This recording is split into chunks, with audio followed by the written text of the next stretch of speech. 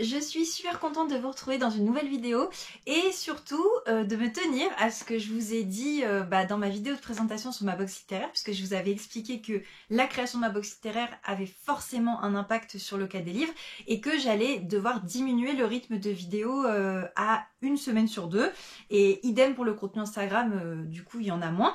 Et je suis contente parce que ça fait 2 semaines que je vous ai posté ma vidéo de présentation et voilà, vous avez une vidéo, donc pour l'instant je m'y tiens. Bon, après j'ai conscience qu'il ne faut pas non plus s'emballer, c'est que la première fois, mais je m'y tiens, voilà. Donc je vous retrouve pour une nouvelle vidéo voyage littéraire. Ça faisait un moment que je vous en avais pas fait, et je vous avais expliqué également dans la vidéo que jusqu'à présent ces vidéos voyage littéraire, je les avais tournées vraiment en recommandation avec que des livres que j'avais aimés, donc des livres positifs à vous recommander. Et ça va vraiment se transformer en point lecture voyage littéraire, puisque comme j'ai moins le temps de lire, et disons que même les mauvaises lectures, enfin les livres que j'ai moins aimés, ça me permet de vous présenter des livres et d'avoir du contenu, des choses à dire. Et donc voilà, ça va être un petit peu la seule modification. Et d'ailleurs, dans cette vidéo, vous allez avoir un livre que je n'ai pas trop aimé. Voilà, je commence dès maintenant. Sur ce, trêve de blablatage, je vous emmène, alors, pas hyper loin, mais un petit peu quand même. Donc, premier voyage entre la France et l'Espagne, deuxième voyage l'Italie, et troisième voyage, là on part un petit peu aux États-Unis. C'est parti! Je démarre tout de suite avec Écoute la pluie tomber d'Olivia Ruiz. Alors moi j'ai le grand format qui est paru chez J.C. Lattès, mais il est sorti depuis en poche, au livre de poche, tout simplement. Donc c'est un roman qui va nous entraîner entre l'Espagne et la France. On va suivre la vie de Carmen, donc on est dans les années 70. C'est une femme d'environ 40 ans qui va vivre un deuil et via ce deuil, elle va se replonger dans ses souvenirs et on va du coup retracer avec elle un peu tout le fil de sa vie, tous les événements qui l'ont conduite à ce moment précis où elle est en train de vivre ce deuil. Carmen, c'est une Espagnole qui est arrivée en France au moment de la guerre civile avec ses sœurs. Leurs parents étaient républicains, ils les ont envoyés en France se réfugier. Elles en ont grandi sans parents, c'est une fratrie très soudée. Justement à cause de ça, il y en a une des sœurs qui tient un café, c'est un peu le repère familial, et c'est vrai que au milieu de tout ça, Carmen c'est un petit peu la rebelle de la famille. Elle a jamais voulu faire comme ses sœurs, suivre la même destinée, et du coup on va suivre un petit peu ces différentes rébellions, les différentes bêtises qu'elle a pu faire, et on va repartir en Espagne justement puisqu'elle va y retourner, je sais plus si fin d'adolescence je crois.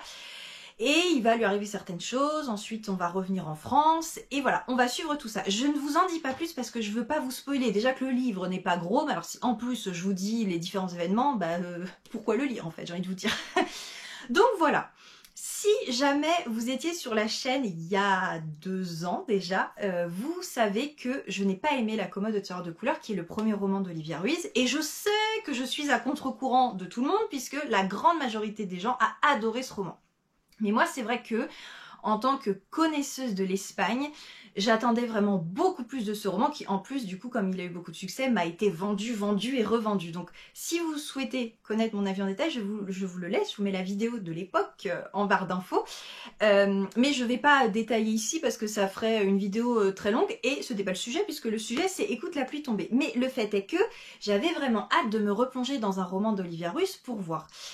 Il se trouve que mon avis n'a pas vraiment changé, donc j'attends avec impatience un 3e roman pour définitivement acter mon avis. Mais une fois encore, en fait, je trouve qu'il y a de bonnes idées, mais ça n'est pas assez développé. Et alors, c'est une amoureuse des petits livres qui vous dit ça. Je suis pas du tout le genre à aimer les romans de 600 pages pour qu'on développe l'histoire. Non, moi, honnêtement, je suis en mode, j'aime les petits livres efficaces. Mais là, pour le coup, là, non. Pour moi, ce n'est pas efficace. C'est juste ne pas assez développer une histoire qui avait, une fois encore, du potentiel.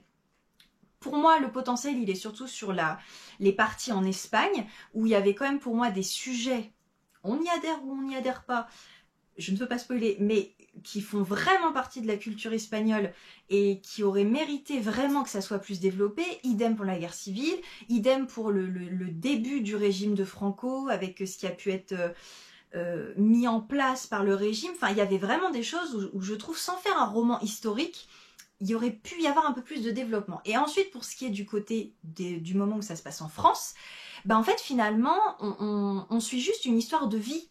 Alors certes ça nous est dit dès le début, mais j'ai vraiment eu le sentiment quand j'ai refermé le livre que enfin, ça ne m'avait rien apporté. La vie de Carmen ne m'a rien apporté.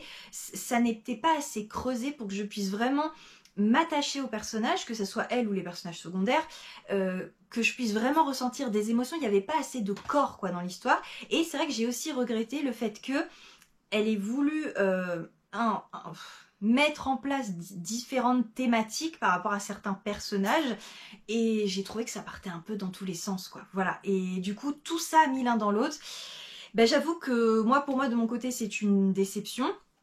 Pas exactement du même genre que la commode de tiroir de couleurs, mais c'en est une quand même. Alors après, étant donné que je suis à contre-courant des gens, peut-être que vous l'aimerez. D'ailleurs, ça m'intéresse de connaître votre avis si vous l'avez lu. Mais moi, à titre personnel, je n'ai pas apprécié l'histoire en général. Et pour ce qui est de la partie en Espagne, c'est clair et net que pour moi, malheureusement, le voyage n'a pas eu lieu.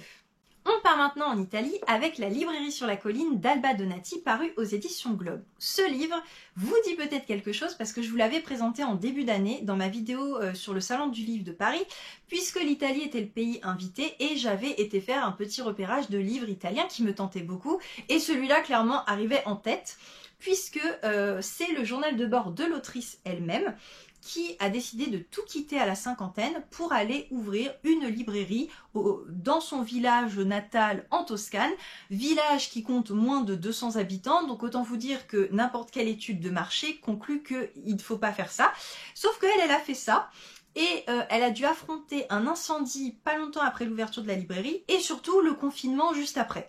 Et malgré tout, sa librairie, eh ben, elle a résisté, elle existe toujours, et elle commence à être assez reconnue. Il y a des gens des grandes villes alentours qui viennent exprès chez elle. Et c'est vrai qu'il suffit d'aller regarder sur les réseaux sociaux des photos de sa librairie pour se dire « Wow, j'ai envie d'aller voir » parce que c'est hyper joli, c'est très... la librairie sur la colline en fait, c'est que c'est extrêmement bien situé, c'est bucolique. En plus, elle a très bien aménagé, c'est cocooning, c'est joli. Enfin, voilà, j'essaierai de vous mettre quelques photos. Et donc dans ce livre, elle va raconter un petit peu son quotidien dans sa librairie. Moi forcément je vois ça, j'ai les yeux en cœur et je le prends tout de suite.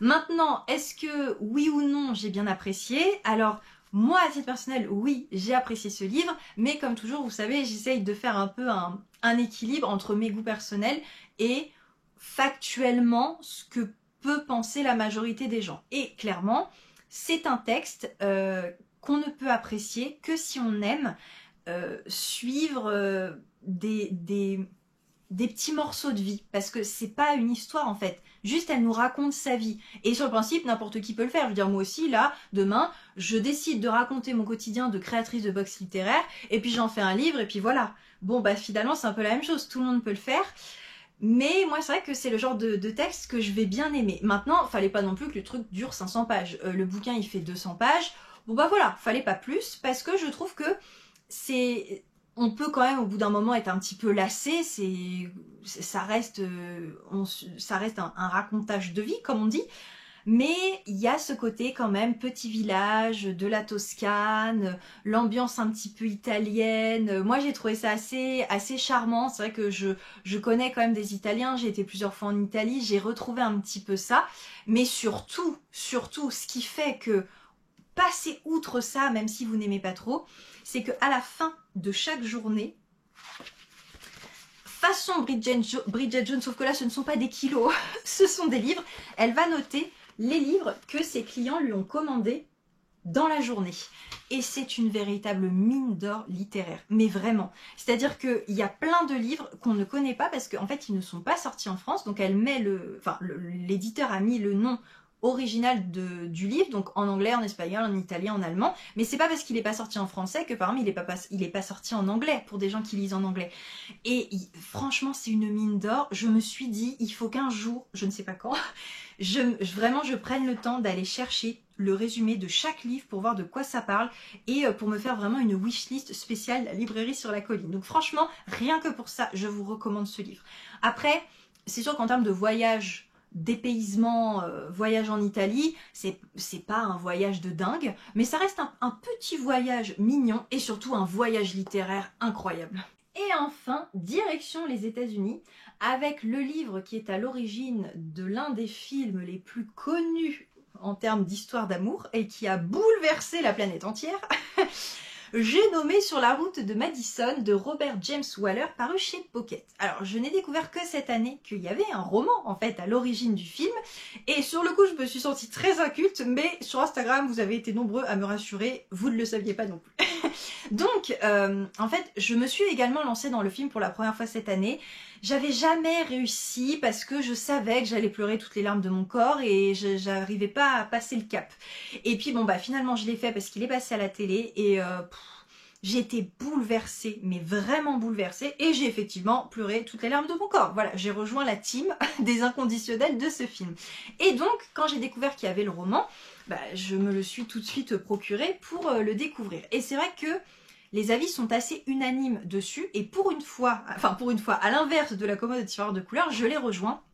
C'est que, même si le livre est très bien, il ne vaut pas le film, et c'est l'un des rares cas où le film est mieux que le livre.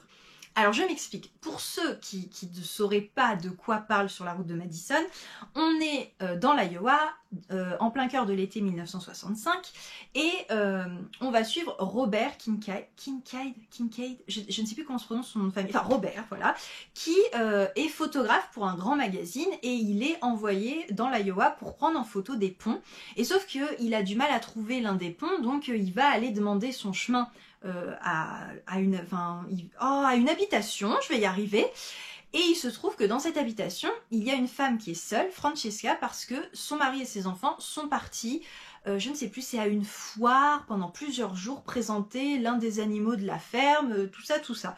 Donc elle est seule, et les deux vont avoir un véritable coup de foudre l'un pour l'autre, ils vont vivre une histoire d'amour passionnelle pendant plusieurs jours. Et toute la question de cette histoire va être de savoir est-ce que Francesca va tout quitter pour lui à la fin ou pas. Et c'est en ça que le film est mieux que le livre, parce que le livre, il est très sympa. Honnêtement, je vous le recommande si vous êtes curieux de connaître le livre qui est à l'origine du film. Si vous n'avez vu ni l'un ni l'autre et que vous voulez découvrir l'histoire, c'est un livre qui se lit très bien, qui est très facile, très efficace, il est tout petit, ça reste une très belle histoire d'amour, mais il n'est pas très développé en fait. Et c'est vrai qu'on parle quand même de quitter tout ce qu'on a construit pour un homme qu'on connaît depuis 3 jours. Il y a quand même des explications à fournir. Et je trouve que le film vraiment nous montre le bouleversement émotionnel de Francesca et pourquoi elle en vient à envisager de tout quitter pour lui.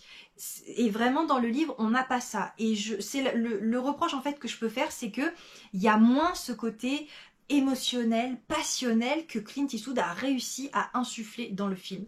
Mais ça n'en reste pas moins une jolie petite lecture que je vous recommande malgré tout, et puis ça reste quand même un classique via le film de la culture américaine. Voilà, c'en est tout pour ce point lecture voyage littéraire. J'espère que ça vous aura fait voyager un petit peu et en tout cas découvrir des livres.